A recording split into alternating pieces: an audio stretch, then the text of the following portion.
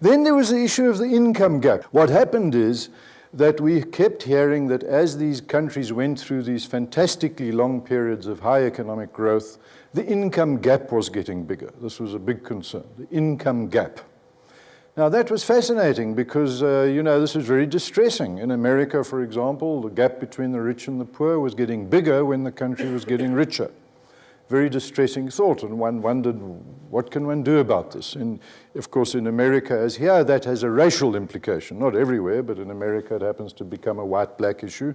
In countries with one race, that's not the issue, and often the white-black issue is confused with simply rich and poor. But nonetheless, in America, the idea was blacks were getting poorer and whites were getting richer. What was clear is that the black people, the poor areas of America, are much, much wealthier. It's actually quite astonishing.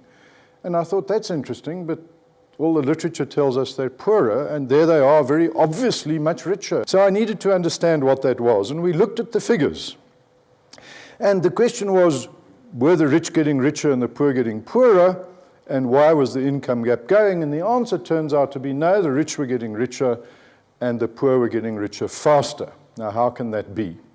And it's very easily demonstrated by simple arithmetic. If you imagine a rich person with 10,000 and a poor person with $100 rands, it doesn't matter, at the beginning of a period, it doesn't matter how long the period is for this exercise, and you say to yourself, if you both become 10% richer, what happens at the end of the period? Well, the result is the rich person goes to 11, the poor person to 110, and then you say to yourself, what happens to the gap?